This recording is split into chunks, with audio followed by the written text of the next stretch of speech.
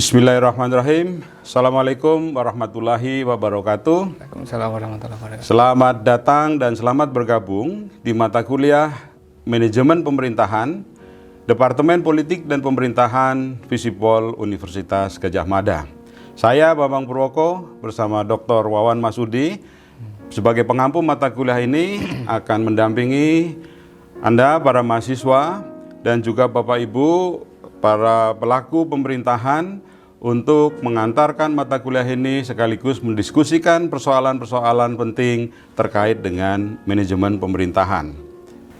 Mas Wawan, bisakah diceritakan apa urgensi, arti penting mata kuliah ini, mata kuliah manajemen pemerintahan bagi para mahasiswa maupun pelaku pemerintahan pada umumnya? Ya, terima kasih Pak Bambang. Ini mata kuliah yang akan sangat menarik. Mengapa? Karena membicarakan salah satu aspek mendasar dari mengapa kita hidup bernegara. Kita tahu bahwa pemerintahan ini merupakan instrumen paling penting yang bisa membuat fungsi-fungsi negara itu berjalan. Nah, untuk bisa memahami bagaimana fungsi-fungsi pemerintahan berjalan, baik secara teoretik maupun secara praksis, kita perlu memahami bentuk manajemen atau bentuk pengelolaan pemerintahan seperti apa yang harus bekerja. Yang kedua, kita dihadapkan pada persoalan mendasar. Banyak sekali fungsi-fungsi pemerintahan yang diharapkan bisa berjalan, tetapi pada kenyataannya tidak bisa berjalan. Tidak hanya di satu level pemerintahan daerah misalnya, tetapi juga secara nasional kita punya persoalan terkait dengan itu, provinsi punya persoalan, kabupaten, kota, bahkan sampai desa. Bahkan mungkin di banyak negara juga ada fungsi-fungsi pemerintahan yang tidak berjalan. Jadi mata kuliah kita akan mengajak mahasiswa dan seluruh penikmat kuliah ini untuk memahami itu, Pak Bambang. Sangat menarik sebenarnya. Apakah ini berarti para mahasiswa bukan hanya akan mendapatkan knowledge atau pengetahuan, ilmu tentang manajemen pemerintahan, tapi juga gambaran perilaku pemerintahan secara empiris yang itu akan memperkuat skill mahasiswa. Kita ke arah sana kan? Iya, betul, Bang. Jadi nanti sebagaimana sudah kita siapkan untuk materi kuliah ini, pada bagian-bagian awal perkuliahan kita akan mengajak mahasiswa dan seluruh penikmat kuliah ini untuk memahami konsep-konsep kunci pemerintahan, pergeseran-pergeseran paradigma pemerintahan.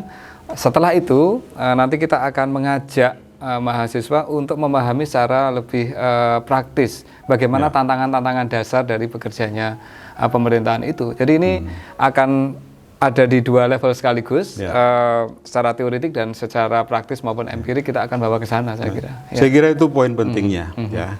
Jadi mahasiswa atau siapapun yang belajar manajemen pemerintahan akan mendapatkan penguatan pengetahuan secara teoritis, tetapi juga secara praktis yang kombinasi antara keduanya diharapkan melahirkan kompetensi di bidang pemerintahan, khususnya dalam manajemen pemerintahan.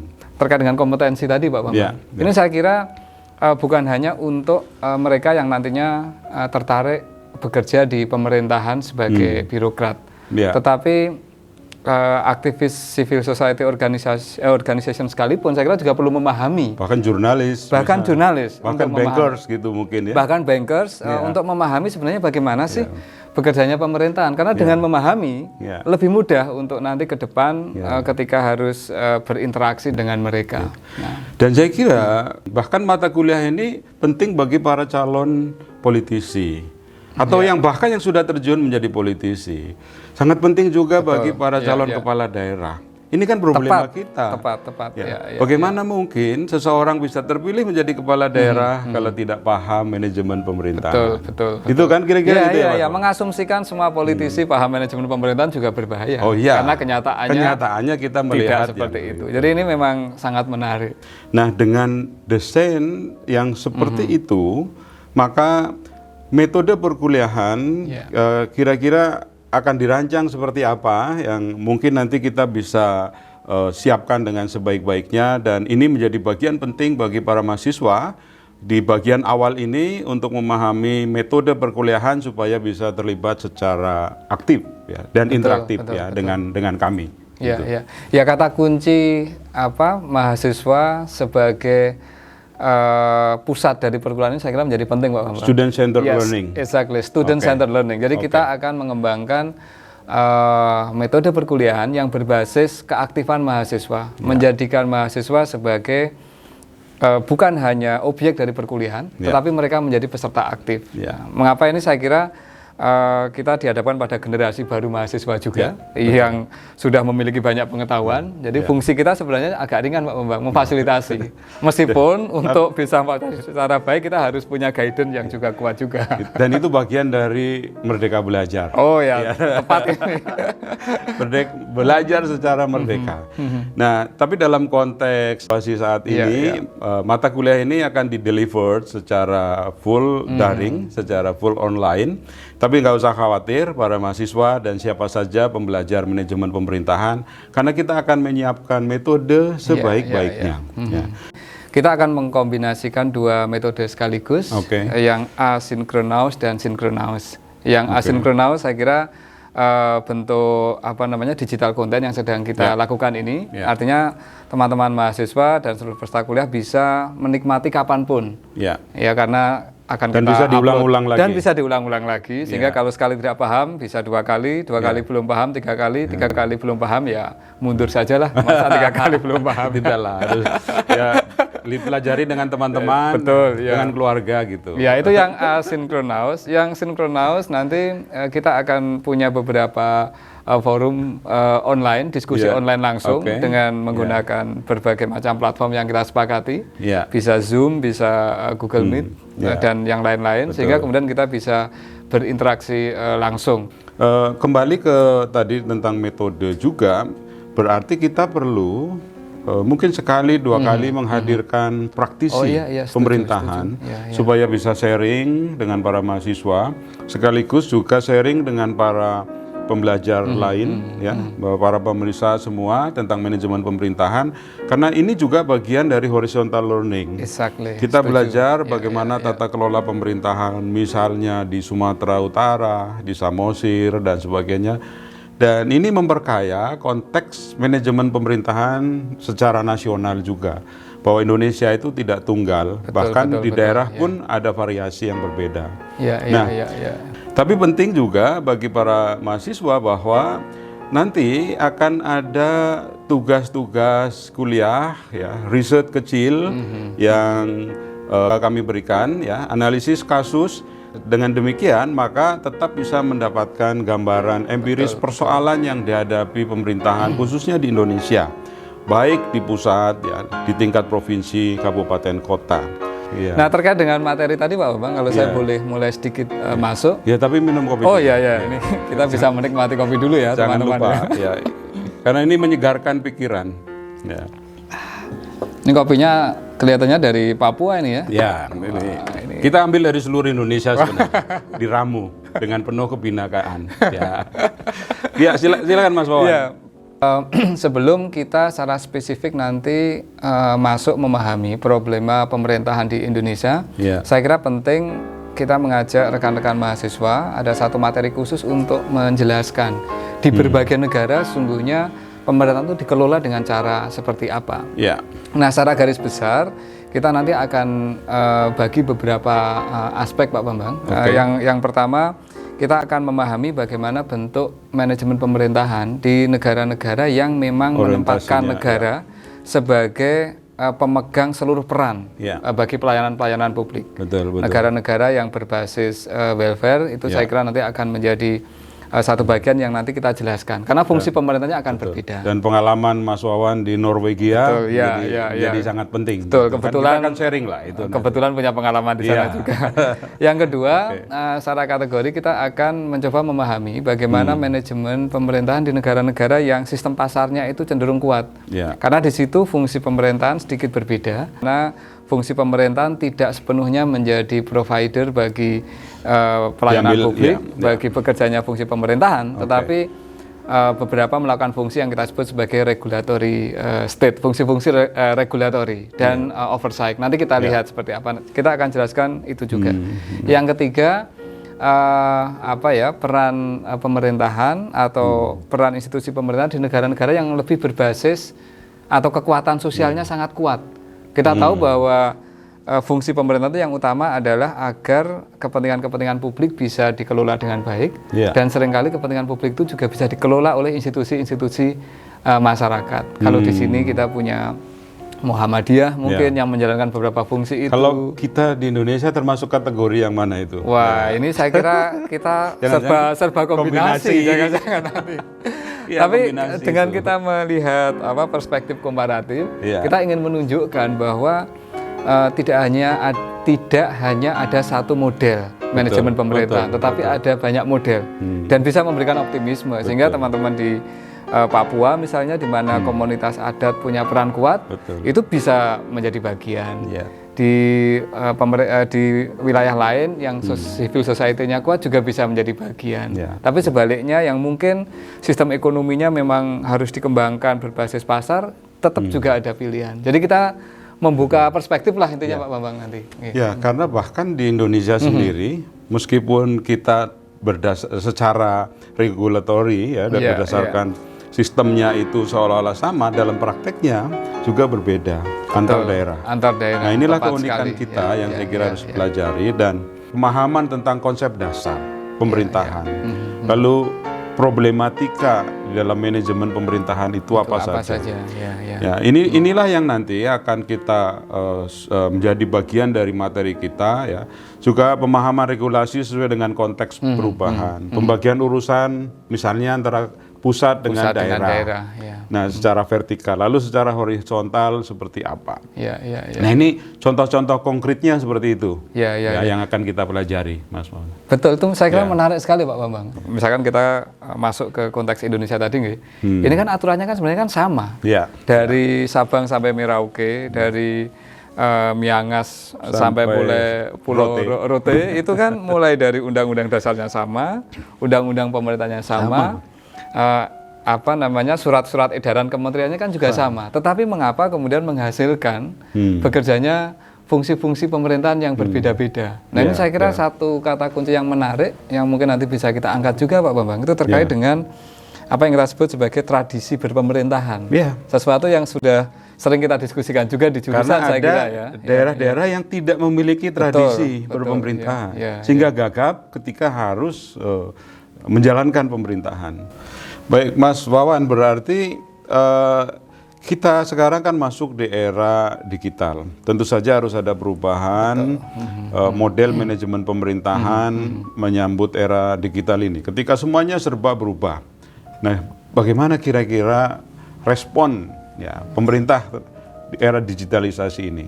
Iya, saya kira ini topik yang sangat menarik Pak Bambang ya, tapi sekaligus juga tantangan karena masih agak susah kita cari di literatur dasar tentang manajemen pemerintahan. Tapi saya kira ini persoalan digitalisasi ini menjadi bukan persoalan tapi tantangan lah ya. Tantangan pemerintahan yang bukan hanya Indonesia tetapi hampir di seluruh negara. Seiring dengan yang kita kenal dengan revolusi industri 4.0, revolusi digital dan seterusnya. Dan itu implikasinya ke perubahan tata kelola pemerintahan. Saya kira ini implikasinya ke perubahan tata kelola pemerintahan luar biasa kuat.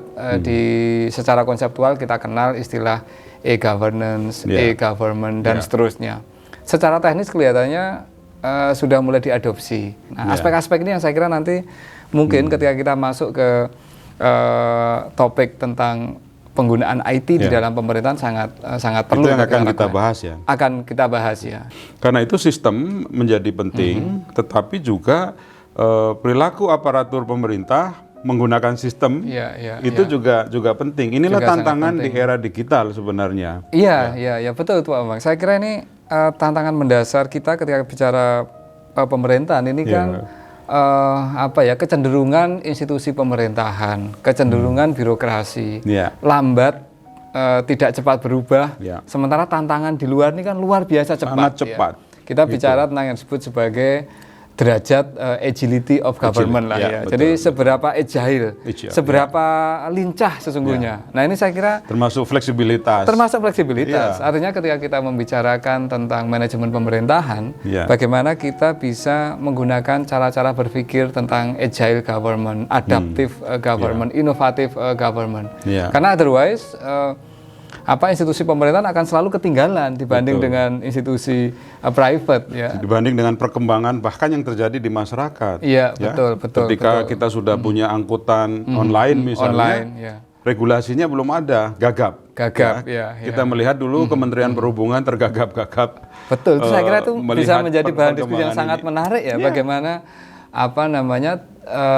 betapa lambatnya dan tidak antisipatifnya manajemen pemerintahan di tengah perkembangan. Betul. Dan ini saya kira perlu menjadi pelajaran sangat penting agar ke depan cara berpikir birokrasi, cara berpikir pemerintahan itu harus dibawa ke cara berpikirnya mungkin ala Google X lah atau ala Silicon Valley lah ya, bahwa inovasi itu penting, agility itu penting.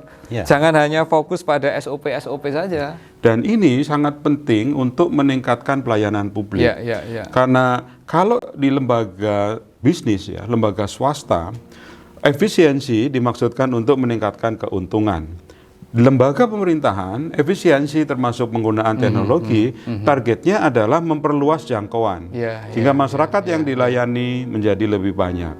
Dan ini adalah kunci atau bagian penting di dalam manajemen pemerintahan itu sendiri. Ya, saya setuju tuh Pak Bambang. Kata kuncinya leadership is matter ya, bahwa leadership itu menjadi sangat penting. Mengapa? Karena kita tahu struktur organisasi manajemen pemerintahan ini kan cenderung hierarkis sesungguhnya. Betul, sangat hierarkis. Karena sangat birokrasi hierarkis. Kita sangat hierarkis. Karena sangat hierarkis, leadership, peran dari kepemimpinan menjadi sangat sangat pokok. Kita lihat dalam fenomena-fenomena daerah inovatif di Indonesia atau kasus-kasus daerah inovatif di Indonesia, selalu kan kata kuncinya kan kepemimpinan. Dulu ketika Solo di bawah Pak Jokowi, saya kira karena ada kepemimpinan di situ. Surabaya karena ada kepemimpinan Bu Risma di situ. Bantaeng Pak Nurdin Abdullah kepemimpinan lagi. Itu contoh-contoh konkretnya. Contoh-contoh Jawa Barat Pak Ridwan Kamil, dan saya kira masih banyak puluhan contoh sampai di tingkat nasional. Sampai di tingkat nasional. Nyerempet ke aspek politik sedikit betapa pentingnya leadership. Betul. Bukan semata-mata dealership. Artinya pemimpin yang muncul karena dikarbit itu pasti gagal dalam manajemen pemerintahan. Pasti. Itu pasti. Pemimpin yang yang dijual oleh dealer ya. Jadi kita tidak dealership tapi leadership menjadi penting dalam manajemen pemerintahan. Nah, Mas Wawan, materi lain untuk para mahasiswa juga yang penting, bagaimana mahasiswa nanti mempunyai skill yang lebih praktikal, misalnya dalam penyusunan dokumen perencanaan, dokumen pelaporan, termasuk jangan-jangan ini adalah sesuatu yang harus diubah juga. Renstra kita apakah perlu tetap seperti itu rencana strategis pemerintah daerah, atau perlu dilakukan penyederhanaan dengan menggunakan teknologi digital ya. Mungkin Mas Wawan juga punya pengalaman komparatif ya dengan negara-negara. Kalau dalam paradigma besar politik kita kenal sebagai ada perspektif yang disebut sebagai everyday politics. Mungkin ini nanti bisa kita masukkan the everyday of government. Bahwa fungsi-fungsi dasar pemerintahan itu justru harus kita lacak pada praktek sehari-hari. Nah, praktek sehari-hari ini isinya persis seperti yang Pak Bambang sampaikan tadi. Bagaimana perencanaan bekerja. Karena seringkali kan hijacking pembajakan dilakukan oleh level bawah. Level yang paling level tertinggi memutuskan dibajak di level kedua. Betul. Second layer masih dibajak di bawah. Saya setuju bahwa mahasiswa nanti perlu kita ajak untuk secara kritis memahami bekerjanya fungsi-fungsi perencanaan termasuk penyusunan dokumen, bahkan mungkin dokumen penganggaran.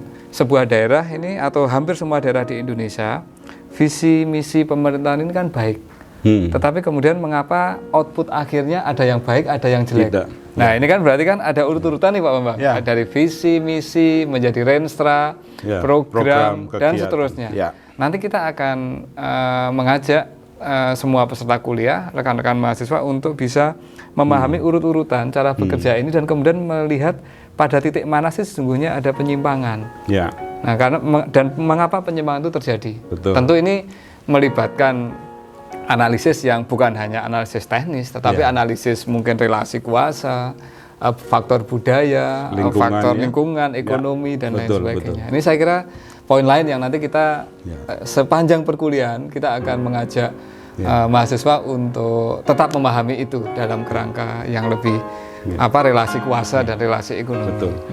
Dan karena mata kuliah ini judulnya manajemen pemerintahan, ya, maka tentu saja ya, di kuliah pertama ini kita pun melakukan proses manajemen itu, yang partisipatif. Yang partisipatif. Ya, yaitu bagaimana kita melakukan planning atau perencanaan. Nah, ini tadi tolong kalau ada input ya untuk perencanaan mata kuliah ini, apakah kita akan bertemu ke depan selama 10 kali berturut-turut atau total 14 kali sebagaimana dipersyaratkan ya. Kita rencanakan. Nanti di silabus sudah disusun minggu kedua bicara apa, ketiga apa, dan seterusnya. Walaupun garis besarnya tadi kita sudah diskusikan bersama. Setelah planning kita lakukan organizing, ya. Kita organize rencana mata kuliah ini, materinya apa kita akan siapkan, metodenya lagi tadi interaktif dan sebagainya.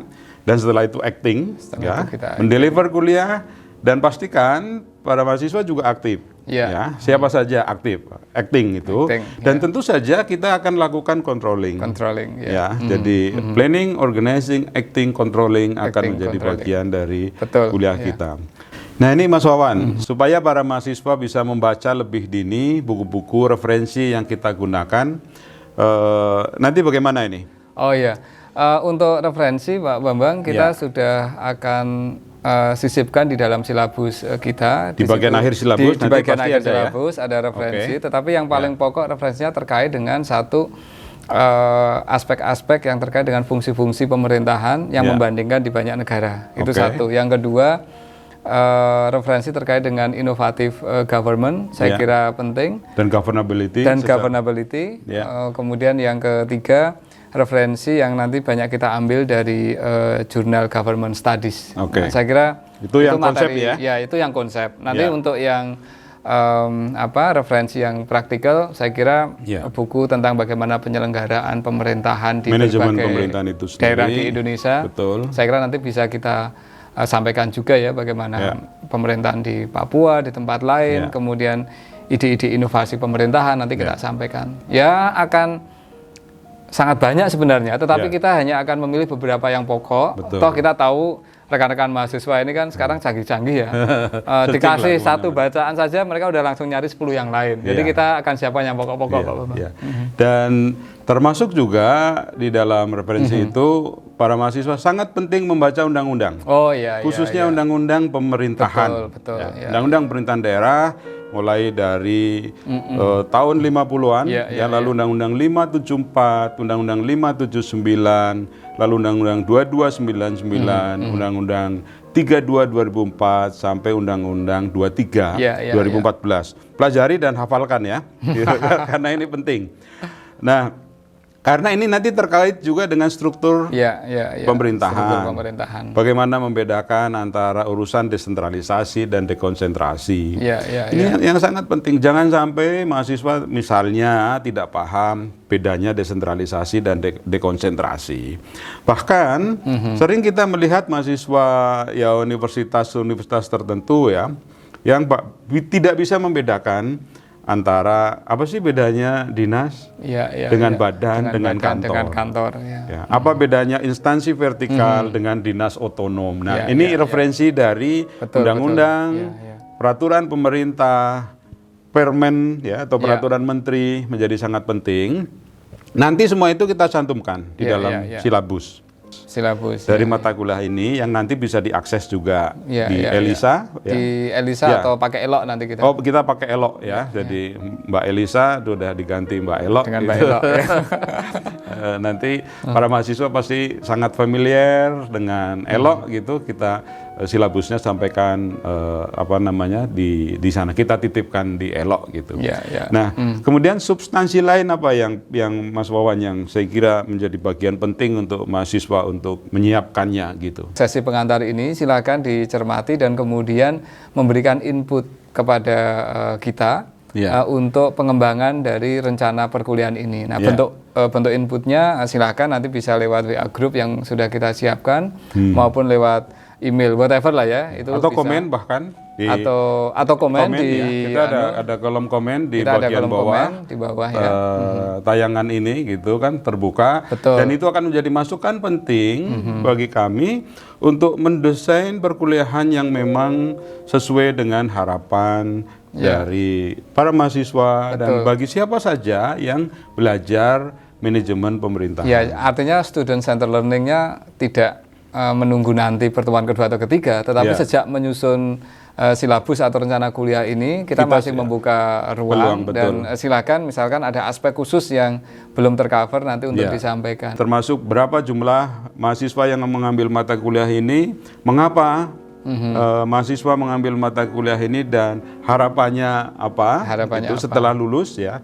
Di samping mendapatkan nilai A ya, atau amin gitu kan. Biasanya kalau supaya mendapatkan nilai A, mahasiswa akan bilang amin. Loh, jangan sekedar amin, A+ kalau bisa gitu kan. Nah, ada pesan khusus untuk para mahasiswa, Mas Wawan, sebelum kita akhiri sesi perkuliahan kita?